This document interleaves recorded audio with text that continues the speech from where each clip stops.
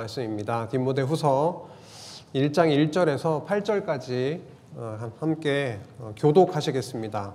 한 절 제가 읽고요, 한 절 성도님들이 읽으시고 8절은 함께 읽겠습니다. 디모데후서 1장 1절에서 8절입니다. 하나님의 뜻으로 말미암아 그리스도 예수 안에 있는 생명의 약속대로 그리스도 예수의 사도된 바울은 사랑하는 아들 디모데에게 편지하노니 하나님 아버지와 그리스도 예수 우리 주께로부터 은혜와 긍휼과 평강이 내게 있을지어다. 내가 밤낮 간구하는 가운데 쉬지 않고 너를 생각하여 청결한 양심으로 조상적부터 섬겨오는 하나님께 감사하고 내 눈물을 생각하여 너 보기를 원함은 내 기쁨이 가득하게 하려 함이니 이는 내 속에 거짓이 없는 믿음이 있음을 생각함이라. 이 믿음은 먼저 내 외조모 로이스와 내 어머니 유니게 속에 있더니 내 속에도 있는 줄을 확신하노라. 그러므로 내가 나의 안수함으로 내 속에 있는 하나님의 은사를 다시 부릴 듯 하게 하기 위하여 너로 생각하게 하노니 하나님이 우리에게 주신 것은 두려워하는 마음이 아니요 오직 능력과 사랑과 절제하는 마음이니 다같이 그러므로 너는 내가 우리 주를 증언함과 또는 주를 위하여 갇힌 자 된 나를 부끄러워하지 말고 오직 하나님의 능력을 따라 복음과 함께 고난을 받으라. 아멘. 오늘부터 디모데후서 말씀을 함께 나누게 됐습니다. 사도 바울이 에베소에 남겨두고 온 그 디모데를 향해서 두 번째 편지를 쓰고 있습니다.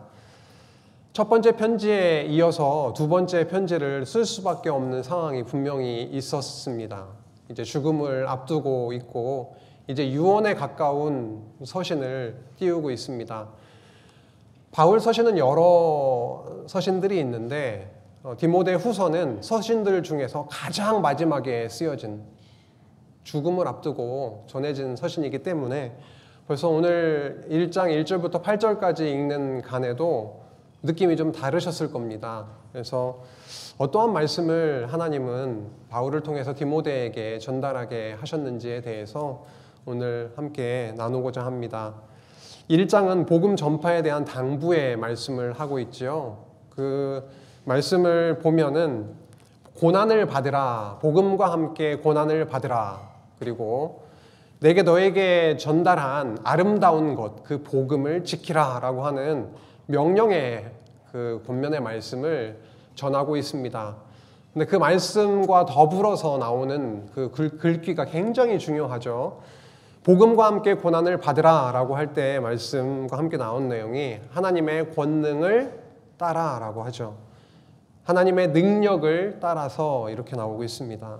복음을 지키라, 너에게 전달한 아름다운 것을 지키라 라고 할 때에도 성령으로 말미암아 이렇게 말씀하고 있습니다. 정말 디모데에게 전달되었던 이 말씀, 1장에 나오는 핵심의 말씀인데요. 오늘 함께 나누기 전에 디모데 전서와 후서를 한번 연결을 지어 보겠습니다. 바울은 디모데에게 계속 이런 칭호를 쓰고 있죠. 호칭을 뭐라고 쓰고 있지요? 아들이라는 얘기를 하고 있습니다. 1장 2절 디모데전서 1장 2절에 보면은요, 믿음 안에서 참 아들 된 디모데 이렇게 시작을 하고 있고, 그리고 디모데 후서 1장 2절 방금 봉독했던 말씀에는 사랑하는 아들 디모데 이렇게 굉장히 친근하게 부르고 있습니다. 그래서 복음 안에 맺어진, 영적으로 복음 안에서 맺어진 아버지와 아들의 그런 관계 속에서 전서도 보내졌고 후서도 그러한 말씀임을 저희들이 기억을 합니다. 에베소에 남겨져 있는 디모데에게 있어서 홀로 떨어져 있는 거죠. 옆에 만약에 바울이 있다거나 조언을 구하고 함께 협력할 수 있는 동역자, 든든한 동역자가 옆에 있다고 한다면 인간적으로는 많은 위로도 되고 의지도 되고 그랬을 겁니다. 그런데 에베소에 덩그러니 혼자 남겨져서 나이가 많았나요? 아니요. 에베소 교회에 남겨진 디모데는 청년이라는 단어를 쓰고 있는 거 보면 나이도 많지 않았죠. 건강도 썩 좋지 않았던 것 같습니다. 지난 시간에 전서 마지막 장에 보면은 너의 그 내장 어떤 속병을 다스리기 위해서 포도주를 좀 쓰라라고 하는 거 보면 건강도 그리 아주 좋지는 않았던, 그리고 나름 오늘 1장 말씀을 통해서 보면은 두려워하고 소심했던 그런 디모데였는데요. 게다가 교회를 위협하고 있는, 다른 교훈을 선포하고 있는, 전하고 있는 그런 이단적인 세력까지 있었기 때문에 바울 입장에서는 굉장히 좀 뭐랄까요, 목회적으로 좀 도움을 주고 함께 협력해야 될 필요가 분명히 있었다라는 것이죠. 그래서 지도하는 차원이죠. 목회적으로 이러이러한 상황 가운데 이렇게 복음 안에서 해나가면 좋겠다라고 하는 그 권면에 목회적 지도 차원이 있었고요. 그것이 바로 양육의 과정이었죠. 그를 통해서, 이러한 과정을 통해서 교회가 바로 무장되어져 갔습니다. 체제로 일꾼들을 세우고, 그리고 그 교회를 섬기는 행정을 통하여 교회가 무장되어져 갔습니다. 후서 말씀도 그런 맥락 가운데 있고요. 방금 말씀드렸듯이 그런 다른 교훈에 맞서는 바른 복음, 그리고 바른 말이라고도 하죠. 바울을 통해서 선포된 진리의 말씀이 바로 세워질 필요가 분명히 있었습니다. 굳건하게 할 필요가 있었기 때문에 전서에 이어서 시간이 어느 정도 몇 년이 흐른 그 순간에 죽음을 앞두고 후서를 쓰고 있습니다. 바울은 어떤 자였습니까? 디모데전서 1장에 보면은요, 자신을 이렇게 표현을 하고 있죠. 비방자요, 박해자요, 폭행자였다. 죄인 중에 개수였다. 이렇게 말씀합니다. 죄인 중에 개수였던 사도 바울은 예수 그리스도를 만난 이후에 어떻게 바뀌게 되냐면요, 어떤 자리에 초청을 받게 되냐면 기본적으로는 하나님의 자녀가 되었죠. 그리스도의 긍휼로 말미암아 하나님의 성도, 하나님의 자녀가 되었습니다. 그리고 괴수의 자리에서 하나님의 복음을 선포하는 사도가 되었습니다. 경건에 이르게 하셨고요. 본이 되게 하셨습니다. 여기서 본이라고 하는 것은 성도로서 이렇게 이 정도는 살아야 되지라고 하는 본이 아니라 완전히 죄인이고 폭행자였던 그가, 죄인 중에 개수였던 그였음에도 불구하고 그리스도의 십자가로 인해서 하나님의 자녀가 되는, 하나님의 인내하심으로 말미암아 하나님의 자녀가 되게 하신 그 본, 너무 소망의 본인 거죠. 그런 본이 되게 하시고 자족에 이르게 하시는 그런 과정을 통해 이제는 소망이 이 땅에 있는 것이 아니라 저 하늘에 하나님께 소망을 두게 하시는 것까지 인도하심을 전서에서 확인을 했고요. 후서 역시도 같은 맥락에서 흘러가고 있습니다. 하나님께 소망을 둔 삶이라고 하는 것이 고난으로 넘어가게 되고 그런 거죠. 전서 5장에서는 복음과 함께 선한 싸움을 싸우라고, 선한 싸움에 대한 말씀을 했고요. 이제는 고난을 받으라, 이렇게 후서로 넘어와서는 말씀합니다. 전서에 비해서 후서는요, 굉장히 개인적인 성격이 좀 있습니다. 사랑하는 아들 디모데야, 내가 너에게 정말로 하고 싶은 내용이 이러이러하다라고 하면서 개인적인 부탁도 막 하고 있어요. 그래서 전서와 후서는 떼어서 저희들이 읽을 것이 아니라 전서의 내용을 연결해서 그렇게 읽어 나가야 될 것입니다. 이제 후서를 시작하기에 또 배경을 한번 보겠습니다. 전서를 보내고 나서 시간이 좀 흘렀습니다. 이런저런 자료에 보면 2, 3년 정도 그 간극이 있는 것으로 하는데요. 2, 3년이 흐른 그 시점에서 상황이 좀 급변한 부분이 있습니다. 로마의 통치하에 있었는데 로마 황제 중에서도 그 네로 황제 때에 큰 박해가 있었잖아요. 그 로마의 대화재 사건 이후에 그것을 기독교인들에게 뒤집어 씌우게 되면서 기독교인들이 엄청난 고난과 핍박을 받게 되었는데 그러한 흐름 속에 있었습니다. 그렇다 보니까 에베소 교회는 물론이고요. 에베소 교회와 디모데와 그런 성도들의 고난과 핍박 상황 속에 있었고 바울 같은 경우에도 엄청난 변화가 있는 거죠. 전서의 상황은 어떠했던 겁니까? 로마에 감금되어 있었다가 로마에 1차 이렇게 갇혀져 있을 때는 가택 연금 상태였기 때문에 사람들이 드나들면서 복음도 전하고 교제가 가능했던 그런 상태였다고 한다면 거기에서 풀려나서 복음을 전파하는 하나님의 사역을 이어가는 과정에서 썼던 게 전서였고요.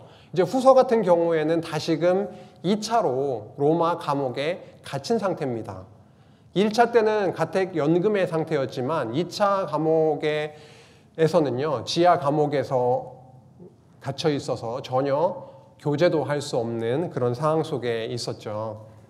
그래서 그런 에베소 교회도 그렇고 바울도 그런 어려운 가운데 핍박 속에 있었다라고 하는 거고요. 그 다음에 바울이 계속 언급했던 다른 교훈을 전하는 자들, 그리고 거짓 교훈을 전했던 그런 자들의 세력들이 점점점 강력해지고 있었습니다. 그래서 이단을 경계하고 교회를 진리로 세울 필요가 분명히 있었던 것이죠. 그래서 디모데에게 서신을 보내서 격려도 하고 그리고 무엇보다 죽음에 앞서서 대면하기를 그렇게 원하고 있습니다. 그래서 로마 감옥에 투옥된 상태에서 죽임 당할 날을 내다보면서 기록한 서신이 바로 마지막 서신 디모데 후서가 되겠습니다. 디모데 후서의 위치를 저희들 다시 한번 확인했으면 좋겠는데요. 하나님은 구약에서 하나님 나라를 언약하셨죠. 신약으로 와서 하나님의 아들인 그리스도를 보내셔서 예수는 그리스도이시다라고 하는 그 믿음의 고백 위에 내 교회를 세울 것이다 라고 말씀하셨습니다. 그런데 그 위에 세울 나의 교회, 예수 그리스도의 교회는 어떻게 된다라고 하셨죠? 마태복음 16장 18절 말씀에 나오는 건데요. 내 교회를 세울 것인데 내 교회를 세우리니 음부의 권세가 이기지 못하리라라고 말씀하십니다. 그래서 그리스도의 그 기초 위에 세워진 교회는 어떻게 되나요? 설립된 교회, 세워진 교회는 복음으로 양육, 그리고 그 이후에 무장되고 투쟁하게 하시고 최후 승리에 이르게 하십니다. 디모데 전후서는요, 무장의 말씀 가운데, 그 흐름 가운데 끝부분에 위치해 있습니다. 체제를 통해서 교회를 든든하게 무장시키시고 앞으로 있어질 그 진리 싸움을 준비하게 하시는 과정입니다. 많은 군사가 있다고 해서 튼튼한 군대는 아니죠. 그렇죠? 몇만 명이 있다 할지라도 정의 부대가 이길 수도 있고요. 무엇보다 하나님께서 함께 하신 군대가 가장 강력한 군대입니다. 수로 따질 수는 없겠지만 수가 중요한 게 아니라 그 교회가 어떻게 조직이 되고 훈련이 되고 준비가 되느냐에 따라서 전쟁의 승패가 가름이 되는 거죠. 교회를 이 땅에 세우신 하나님은요, 그 교회를 내버려 두시지 않습니다. 많은 다양한 각계각층의 성도들을 부르시고 그 성도들로 하여금 하나님께서 주신 각자에게 주신 그 은사 따라 해당하는 그 자리에 자리매김을 하게 하시고 교회를 위해 섬기게 봉사하게 하시죠. 그 과정이 바로 디모데 전서에서 저희들이 함께 나눴던 말씀입니다. 그리고 나서 그 교회에 하나님께서 맡겨주신 책무가 있는 거죠. 책임과 해야 될 일이 있는 겁니다. 그게 디모데 전서 1장에서부터 시작을 하고 있는 거죠. 어떠한 일을 맡기셨는가, 그리고 어떻게 이단 세력에 대해서는 하게 하시는가, 그 말씀이 디모데 후서에서 나오고 있습니다. 어떤 일을 맡기셨냐면 이런 거죠. 교회의 책무와 칠이라고 하는 건데요. 단어는 좀 딱딱하지만 책무, 맡기신 일은 뭐냐면 복음을 전파하는 겁니다.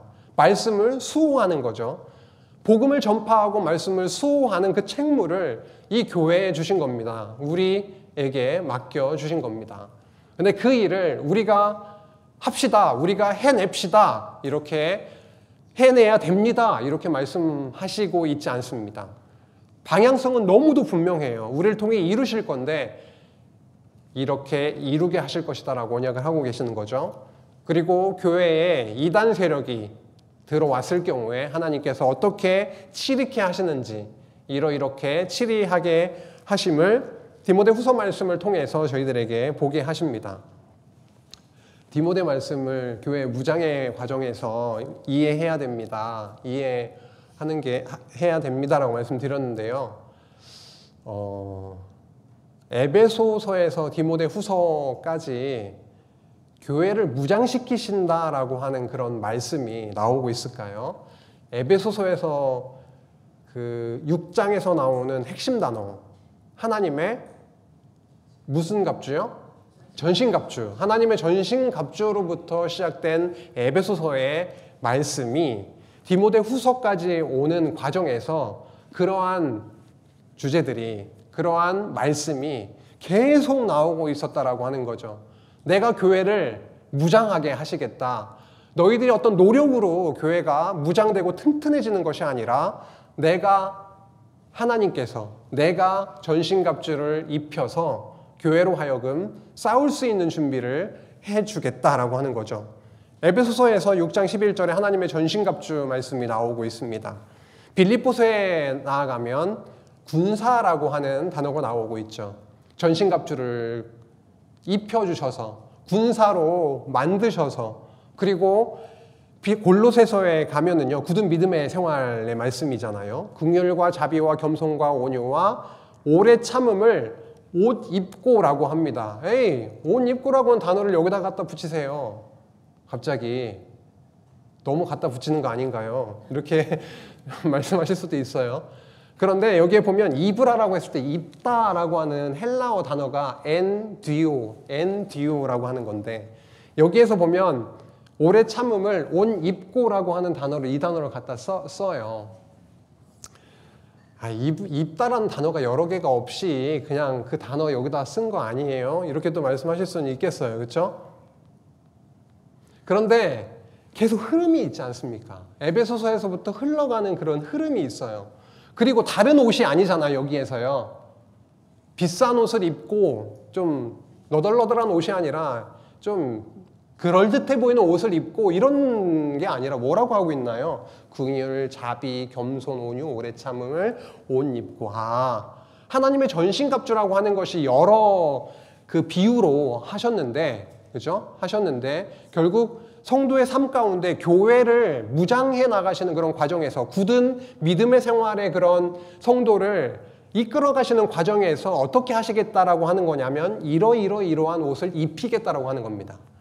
이것이 바로 교회가 굳건하게 되어 가는 그런 과정이 될 것이고요. 데살로니가 전서로 넘어오면은 더 직결된 단어를 쓰고 있죠. 호심경을 붙이고 구원의 소망의 투구를 쓰자. 이거는 에베소서의 말씀을 그대로 가지고 온 거죠. 디모데 전서 후서로 넘어옵니다. 여기에서 보면 디모데 전서, 지난 시간까지 살펴봤지만 믿음의 선한 싸움을 싸우며 후서로 넘어오면 너는 그리스도 예수의 좋은 병사로 나와 함께 고난을 받으라 라고 말씀합니다. 교회를 굳건하게 하신다. 너무 추상적으로 들릴 수는 있습니다. 하지만 구체적인 내용들이 이렇게 본문 속에 나와 있었고요. 디모데 전서 후서야말로 추상적인 게 아니라 굉장히 구체적인 거죠. 교회를 어떠한 방식으로 굳건하게 해 나갈 것인가, 이러이러한 방식으로 굳건하게 하기를 원한다. 그렇게 하면 좋겠다라고, 그래도 먼저 복음 안에 하나님의 긍휼을 맛본 바울이 목회적 어려운 현실 상황 속에 있는 디모데에게 전하고 있는 말씀입니다. 선한 싸움을 싸웁시다. 우리 힘이 아니라 하나님의 능력으로 싸웁시다. 예수의 좋은 군사로, 병사로 함께 고난을 받읍시다. 이렇게 전하고 있는 것이죠. 그래서 에베소서에서 디모데 후서까지는요, 이렇게 교회의 무장의 그런 주제가 흐르고 있구나라고 하는 것을 저희들이 확인을 할 수가 있네요. 디모데 후서의 주제입니다. 교회의 책무와 칠이죠. 어떠한 책무, 어떠한 일을 하나님께서 교회에 이렇게 주셨는가.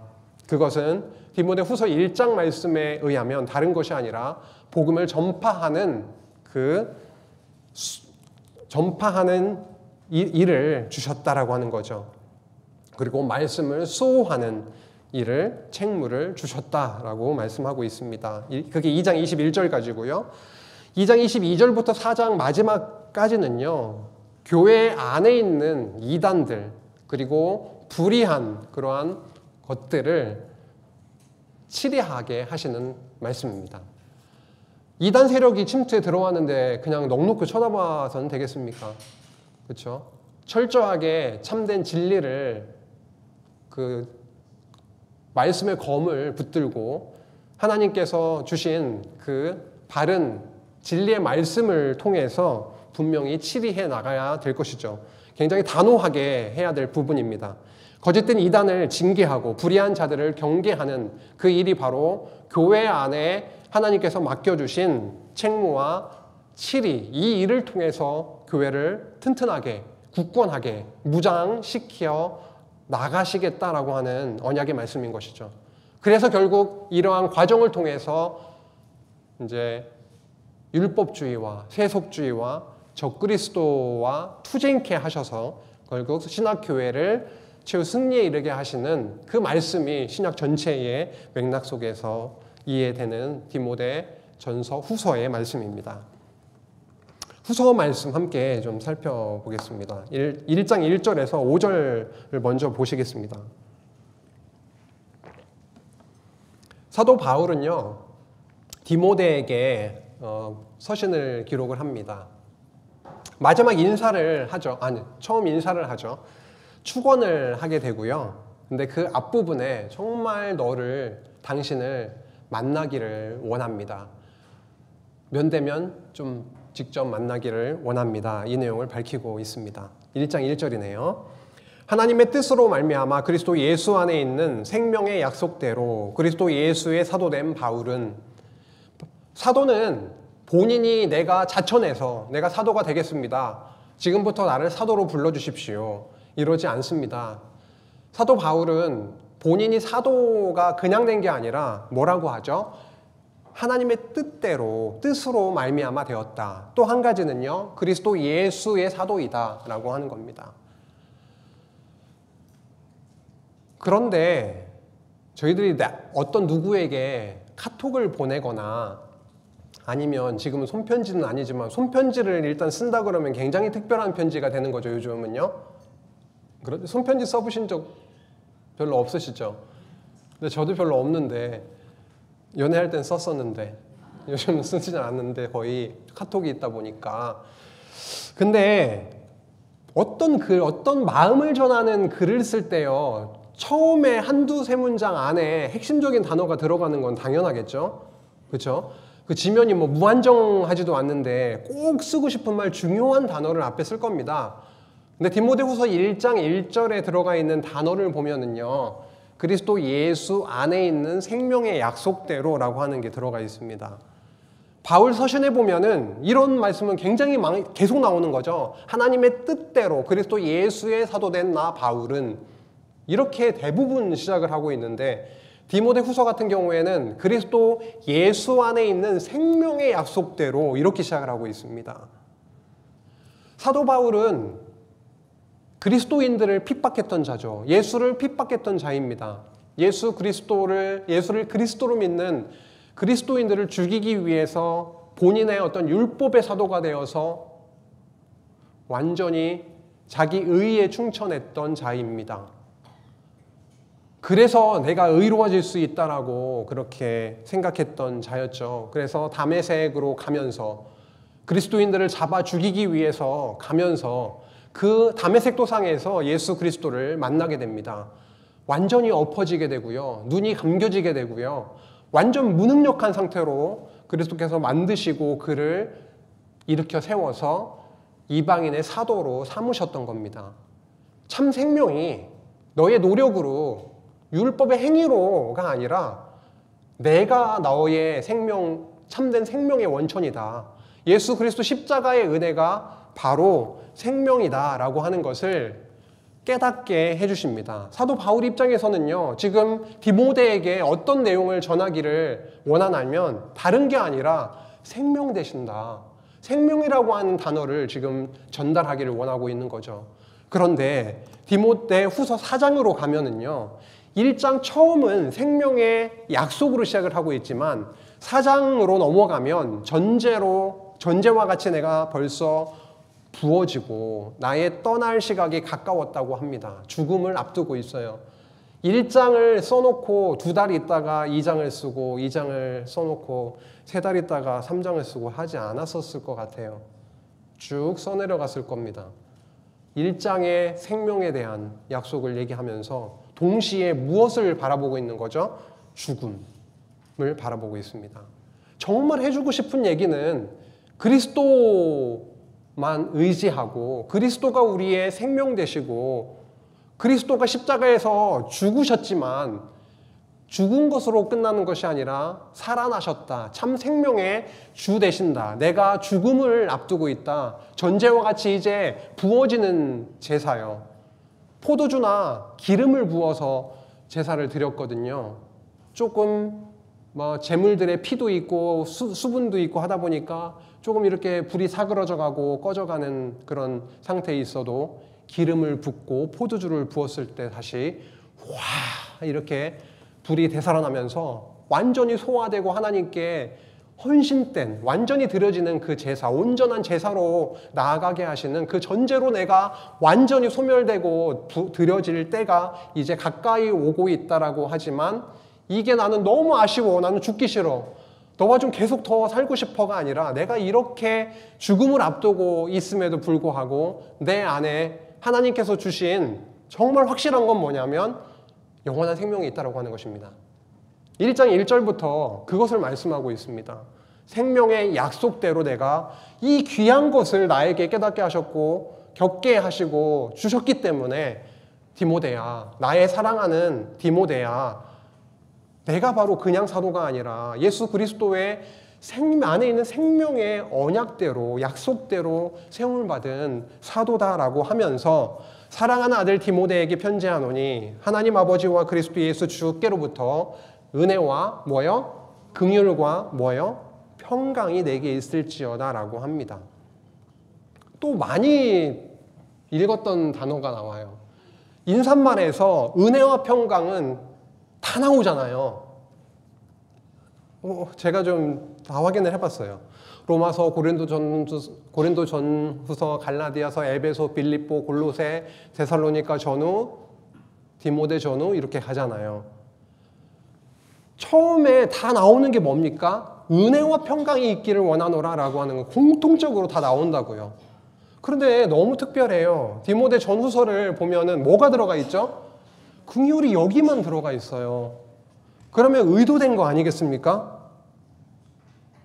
갑자기 그때만 뽕 이렇게 게시 받아가지고 긍휼이라는 단어를 썼을까요? 이제 죽음을 앞두고 지금까지 나의 비방자, 박해자, 폭행자였던 죄인 중에 괴수였던 사도 바울이 그리스도를 만나고 나서 너무 많이 깨닫고 누린 게 뭡니까? 그리스도의 십자가의 사랑, 긍휼을 입었던 거죠. 긍휼이라는 단어가 엘레오스라고 하는 단어인데요.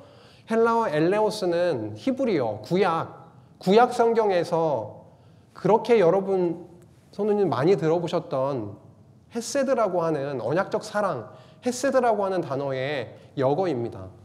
구약 성경을 70인역으로 바꿀 때 번역할 때 썼던 단어가 헤세드를 엘레오스로 이렇게 번역을 했고 그것이 한글 성경에는 긍휼로 되어 있는 것이죠. 하나님께서 언약적 사랑, 하나님의 베푸시는 그 언약적 긍휼, 자비, 이것이 바로 사도 바울에게 너무 필요했었죠. 하나님께서 덤으로 너무 더 풍성하게 주셨죠. 그 긍휼이 내가 지금까지 누렸던 그 긍휼이 내가 죽음을 앞두고 있지만 디모데야, 사랑하는 디모데야, 너에게도 있기를 그렇게 간절히 축원하고 있는 것입니다. 죽으시면서 아들, 딸들에게 전하고자 하시는 그 유언의 말씀이 있으십니까? 축원의 말씀이 있으신가요? 사실은 내가 저기 강원도 어디에 땅을 사놨는데 이런 것도 중요하겠지만 내가 살아보니 정말 이 세 가지 은혜와 긍휼과 평강이 정말 너희들에게 너희 안에 충만히 있기를 원한다. 그런 또 유언이 있으면 얼마나 좋을까요? 3절임 내가 밤낮 간구하는 가운데 쉬지 않고 너를 생각하여 청결한 양심으로 조상적부터 섬겨온 하나님께 감사하고 쉬지 않고 밤낮으로 감옥에서 하고 있는 일은 뭐냐면 기도입니다. 아들 디모데를 복음으로 함께 맺어지고 낳게 된 배로 낳은 것이 아니라 가슴으로 낳게 된 디모데를 생각을 하면서 계속 끊임없이 간구하고 기도하는 가운데 있습니다. 하나님께 감사한다라고 그래요. 감사의 조건들이 그렇게 많았을까 싶지만 정말 하나님께서 깨닫게 하시고 누리게 하신 것이 너무 컸기 때문에 그것이 그 안에도 디모데 안에도 넘쳐나기를 간절히 기도하면서 오히려 영적인 기쁨을 누리고 있었던 바울이 디모데를 생각하면 눈에 선했던 게 있어요. 뭐가 선하게 이렇게 떠오르냐면 헤어질 때 눈물을 줄줄 흘렸던 거예요. 디모데가 얼마나 마음이 아팠겠어요.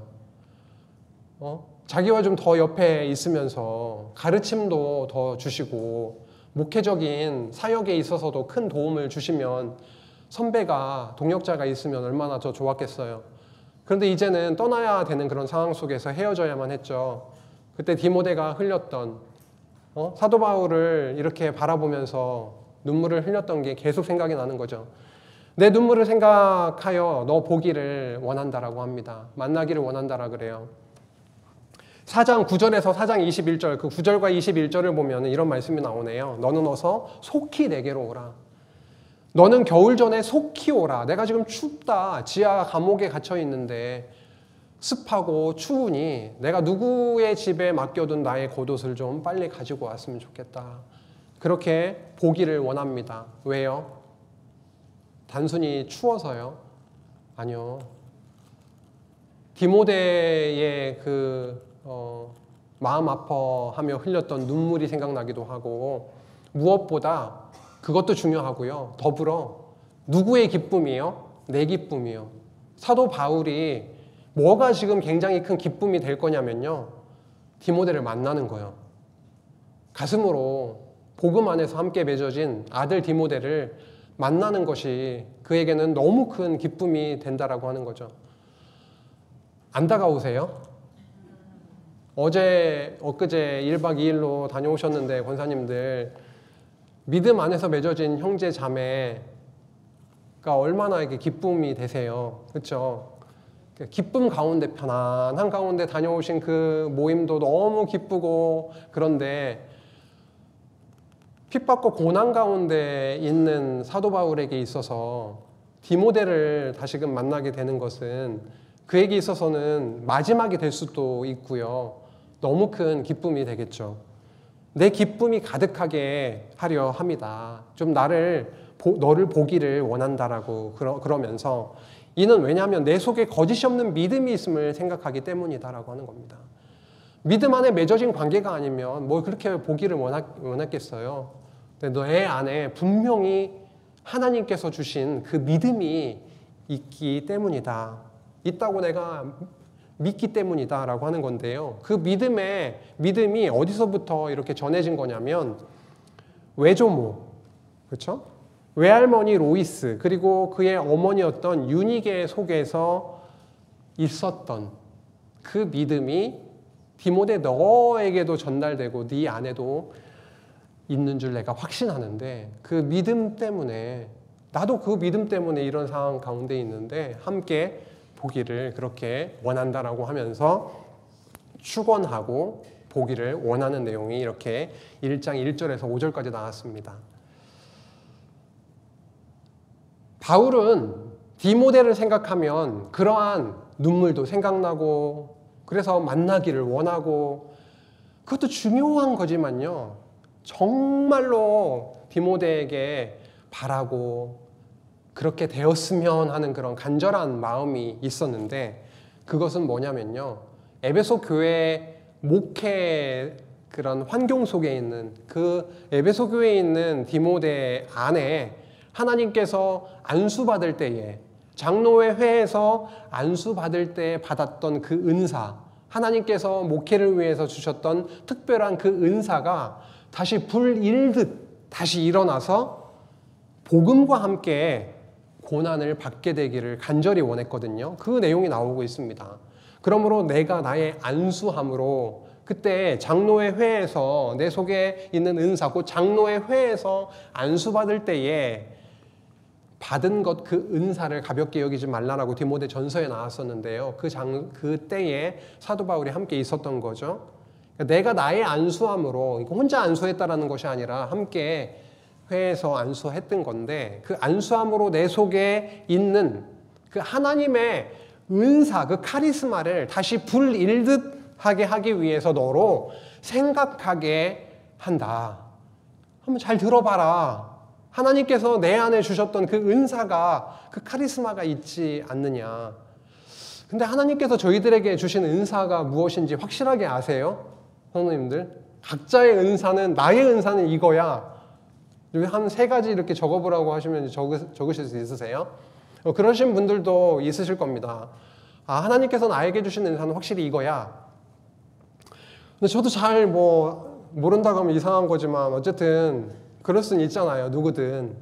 그런데 사도 바울이 생각했을 때 디모데에게 분명히 하나님께서 주신 은사가 있거든요. 그 목회를 하기 위해서 말씀을 전하는 선포자로 그렇게 세우는 과정에서 주셨던 그 은사가 있는데 그 은사가 디모데 안에 활발하게 이렇게 막 드러나고 있지 않는 상황이었었던 걸로 보입니다. 다시금 불일듯 너 안에 주셨던 그 은사가 다시금 더 이렇게 운동하기를 원하는 거였죠. 왜냐하면 하나님이 우리에게 주신 것은 어떠한 마음이 아니라고요? 두려워하는 마음이 아니라 오직 능력과 사랑과 절제하는 마음이기 때문이다. 그래서 왜냐하면은 저희 한글 성경에 나와 있지 않지만 원어 성경에 보면 왜냐하면 나오고 있습니다. 두려워하는 마음이 아니요. 능력과 사랑과 절제하는 마음이다 라고 말하고 있는데요. 그래서 마음이라고 하는 단어가 푸뉴마입니다. 푸뉴마는요, 성령으로 이렇게 번역이 되는 헬라어 단어입니다. 마음으로 번역한 것도 참 잘한 거라고 생각이 들어요. 그렇죠? 그런데 조금 더 보충해 줄 필요도 있습니다. 하나님께서 우리에게 혹은 디모데, 바울이 직접적으로는 바울이 디모데에게 얘기하는 거니까요. 디모데, 아들 디모데야, 하나님께서 우리 너와 나에게 주신 그 마음은 두려워하는 두려워하는 그 마음이 아니라 어떤 것이죠? 오직 능력의 영을 주셨다. 사랑의 영을 주셨고 절제의 영, 곧 그 성령, 사랑과 그 능력.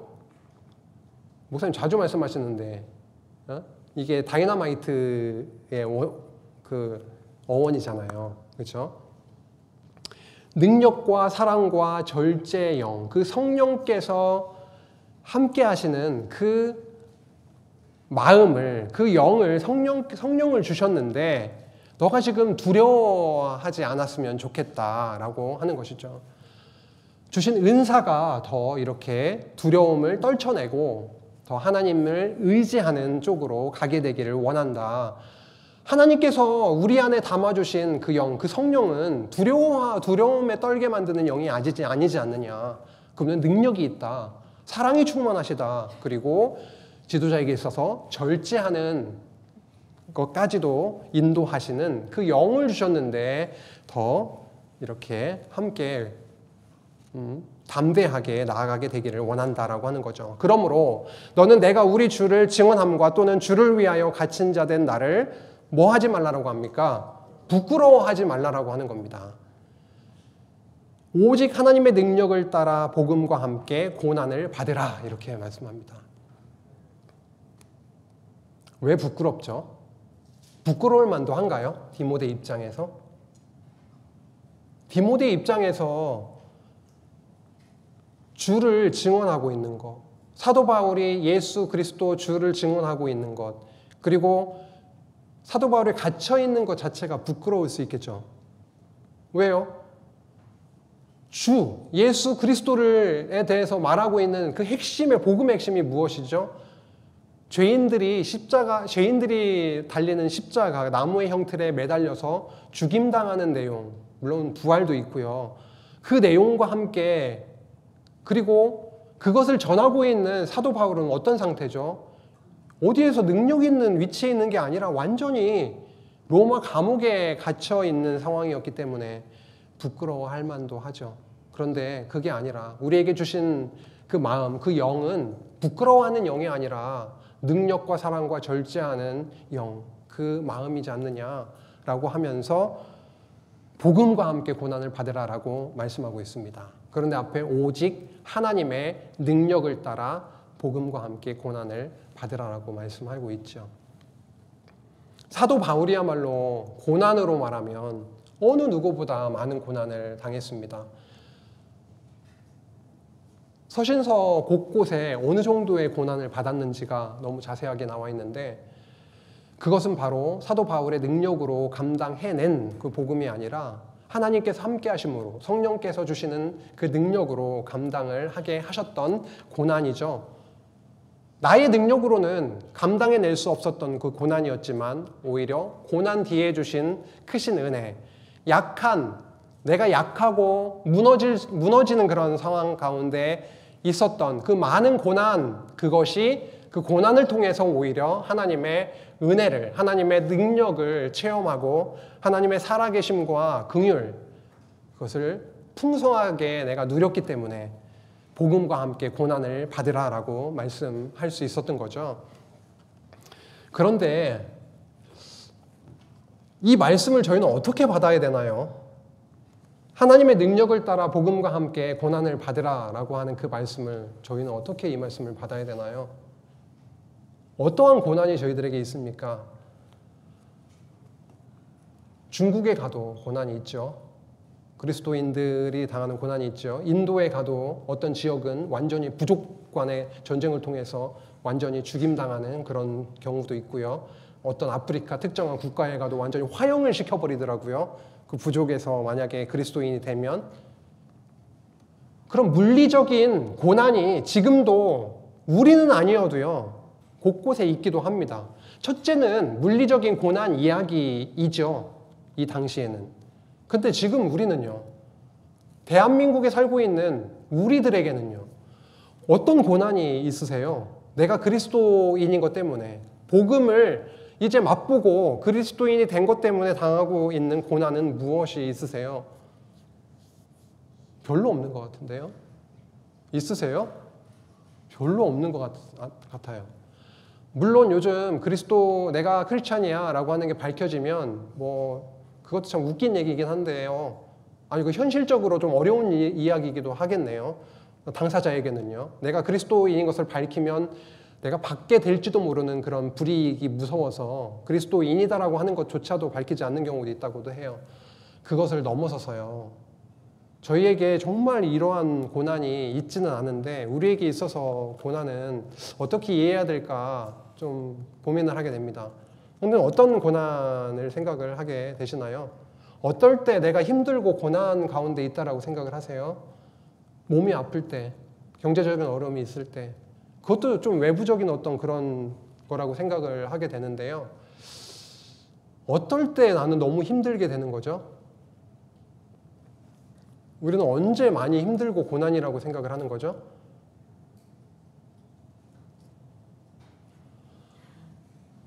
고난이 없으세요?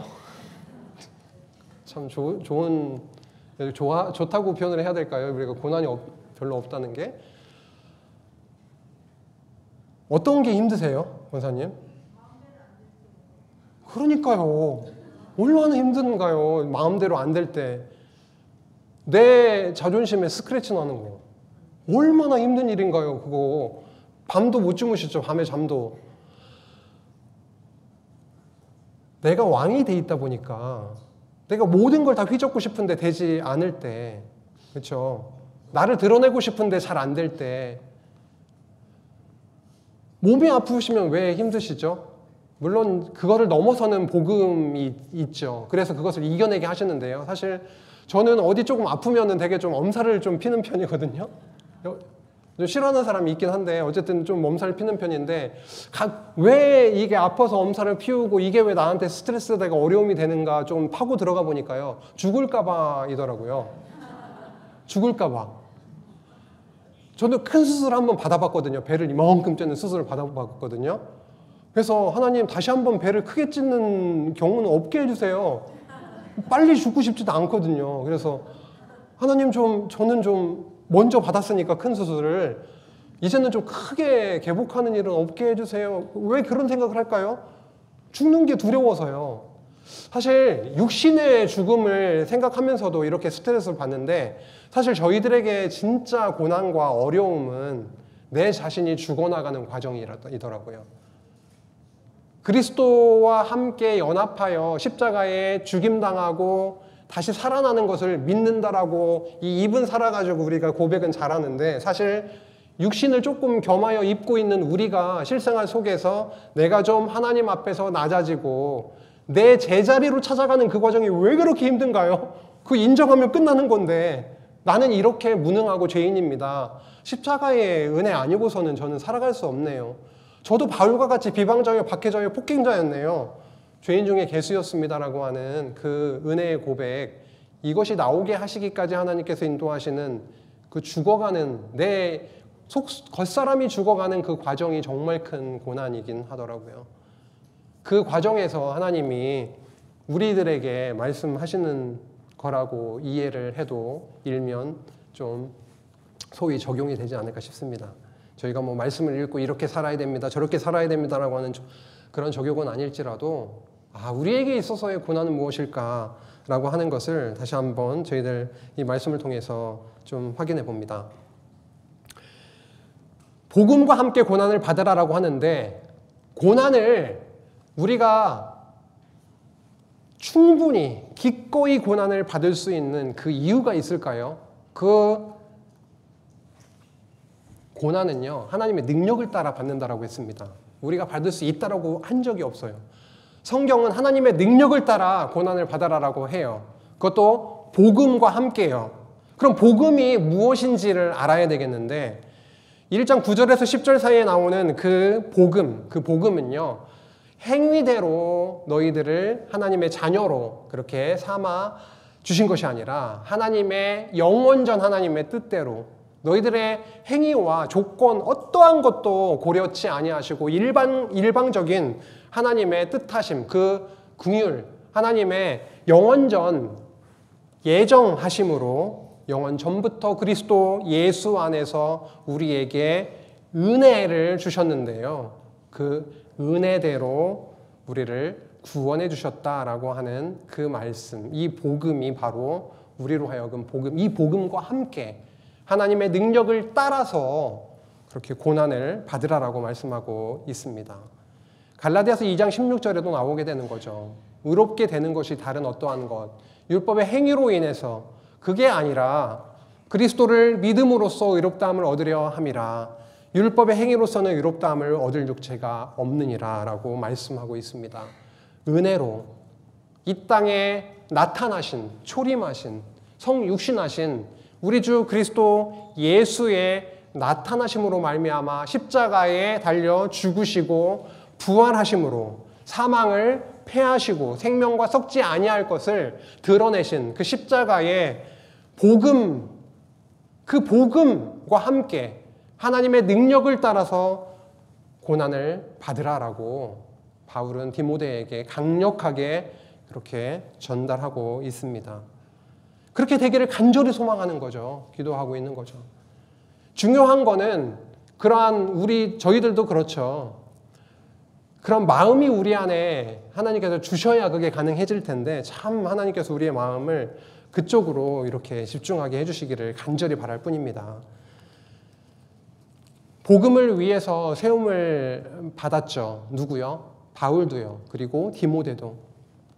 근데 고난을 받게 된다라고 하는 거죠. 참 하나님의 교회가 세워지는 과정에서도 큰 고난이 있었죠. 예수 그리스도께서 십자가에 달려서 물과 피를 다 쏟으시고 완전히 죽임당하는, 이 세상 끝까지 다니면서 찾아봐도 찾을 수 없는 그 극한의 고난을 당하신 예수 그리스도, 그 고난이 있는데요. 그리스도께서 당하신 그 고난, 그리고 그리스도의 몸된 교회의 지체, 하나님의 아들로 부름받은 자들에게 있어서도요, 고난은 뺄 수 없다라고 하는 겁니다. 그래서 고난을 받되 성령으로서 아름다운 것을 지키라라고 하는 그 임무에 대해서 알려주고 있습니다. 사도 바울은 이렇게 얘기합니다. 이 복음을 위해서 내가 선포자와 사도와 교사로 세움을 입었다라고 말씀하고 있는 거죠. 조금 성격은 다르죠. 선포는 복음을 이렇게 널리 전하는 자이고, 사도는 특별하게 하나님께서 부르셔서 하나님을 위해서 보내신 자이고, 교사는 그 복음을 가르치는 자인데, 중요한 것은 하나님의 복음을 부르셔서, 특별하게 부르셔서 하나님의 복음을 전하고 가르치는 자로 세움을 입었다라고 하는 겁니다. 무엇을 위해서요? 복음을 위해서요. 이로 말미암아 내가 또 이 고난을 받되 부끄러워하지 아니함은 내가 믿는 자를 내가 알고 그리스도가 어떠한 분이신지를 알기 때문에, 그는 1장 1절에 나왔듯이 그리스도 안에는 뭐가 있다라고 하는 거죠? 생명이 있다라고 하는 거죠. 그리고 죽음 가운데 갇히신 것이 아니라 죽으셨다가 부활하시는 그 생명의 주이심을, 능력의 주이심을 내가 알기 때문에, 내가 믿는 자를 내가 알고 또한 내가 의탁한 것을 그날까지 그가 능히 지키실 줄을 확신하기 때문이죠. 바울에게 맡겨주신 그 복음을 본인이 지켜나갈 수가 없는 거죠. 오히려 그리스도께 그것을 의탁할 수밖에 없는 우리이죠. 바울이죠. 디모데입니다. 그런데 그날까지, 예수 그리스도께서 다시 오시는 그날까지 그것을 지키실 줄을 확신한다. 너는 그리스도 예수 안에 있는 믿음과 사랑으로서 내게 들은 바 바른 말을 본받아 지키길 원한다. 바른 말은 디모데전서 6장 3절에도 나왔었죠. 우리 주 예수 그리스도의 말씀과 경건에 관한 교훈, 그 바른 말을 본받아 지키고, 오늘 핵심이 여기 또 나오고 있습니다. 14절에 우리 안에 거하시는 무엇으로 말미암아요? 성령 하나님으로 말미암아 내게 부탁한, 지금까지 전서를 통해서, 후서를 통해서, 그리고 함께 헤어지기 전에 또 함께 전도 여행, 전도 1차, 2차, 3차 그 전도 여행 간에 또 만나게 하셨는데요. 그런 모든 시간을 통해서 내게 부탁한 그 아름다운 그것을, 복음을 지키라. 성령으로 말미암아 지키라라고 합니다. 결국 교회에 맡겨주신 중요한 책무는 다른 게 아니라 진리를 보수하고 지키고 전승하는 일이라고 하는 거죠. 그런데 사도 바울에게 그 고귀하고 거룩한 그 일을 맡기셨는데, 그 뜻에 그 일에 함께한 자가 있고요, 그렇지 못한 자가 있었다라고 하는 거죠. 떠난 자들이 엄청나게 많았습니다. 아시아에요. 그리고 끝까지 남아 있었던 자가 있었다라고 하는 건데, 부겔로와 허모게네라고 하는 자가 대표적이긴 한데, 아시아에 있는 많은 사람들이 바울을 다 떠나갔습니다. 참 인간적으로는 너무 야속하고 아쉽기만 했겠죠. 슬프기도 하고요. 배신감도 느꼈을 테고요. 허탈하고. 하지만 복음 안에서는 하나님께서 그와 함께 하셨고, 감옥 안에 있지만 어느 누구보다도 자유로운 자였고, 그를 통하여 그 복음의 능력이 또 선포되고 전달되게 하셨습니다. 오네시보로 같은 경우에는 끝까지 함께 했다라고 그렇게 적고 있습니다. 18절까지 그 내용이 이어지고 있고요. 오늘 1장 말씀을 통해서 사랑하는 아들 디모데에게 죽음을 앞두고 있는 바울이 복음과 함께 하나님의 능력을 따라 고난을 받을 것, 그리고 내게 부탁한 그 아름다운 것을 지키기를 원한다. 성령을 따라서 라고 하면서 간절한, 그것이 바로 교회가 강건하게 세워지는 길이고, 또 그 고난을 통해서 하나님께서 교회를 더 굳건하게 세워갈 것이었습니다. 그래서 오늘 정리하겠습니다. 생명의 약속으로 시작됐던 1장 2절의 말씀 기억나시죠? 그 복음이야말로 바울에게 하나님께서 주셨고요. 그 복음이 이제 디모데에게 전달되고 있습니다. 그것이 진리를 보수하고 전승하는 이 교회에 맡겨주신 아주 중요한 책무였다라고 하는 것 확인을 했었고요. 근데 그 일이 인간 바울에 의해서 되어지는 것이 아니라 하나님의 능력을 따라서 복음을 그 안에 바울 안에 담아주시고 하나님의 능력으로 그 고난의 길을 가게 하셨다라고 하는 것입니다.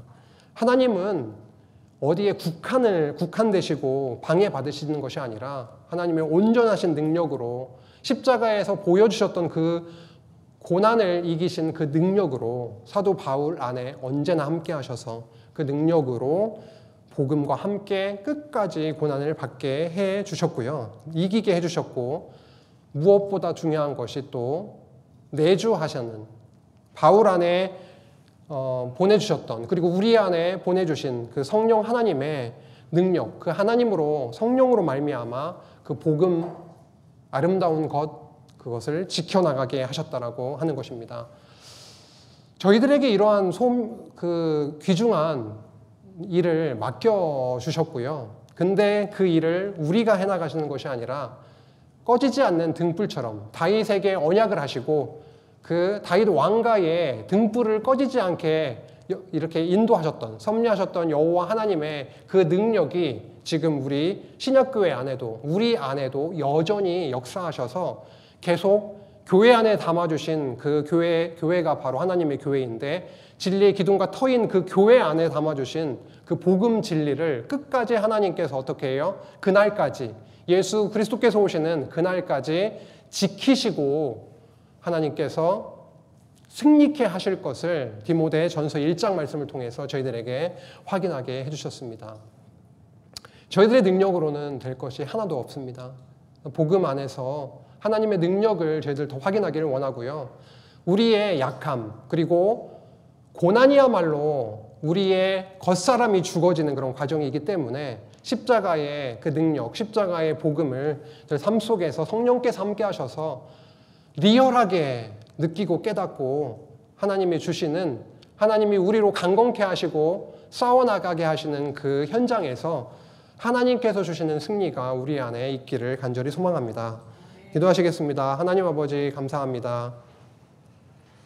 우리에게는 싸울 능력도 복음을 지킬 능력도 없습니다. 우리에게 귀한 복음 전파의 책무를 주셨지만 우리의 힘으로 그것을 이룰 수가 없습니다. 하나님의 능력을 따라 성령을 따라서 우리 안에 이루어 주시옵소서. 하나님의 영광만이 우리의 삶을 통하여 드러나기를 원하고 우리의 입술 위에 하나님의 살아계심과 그 은혜를 깊이 높이 찬양하며 살아가는 저희들 되게 하여 주옵소서. 예수님의 이름으로 기도했습니다. 아멘.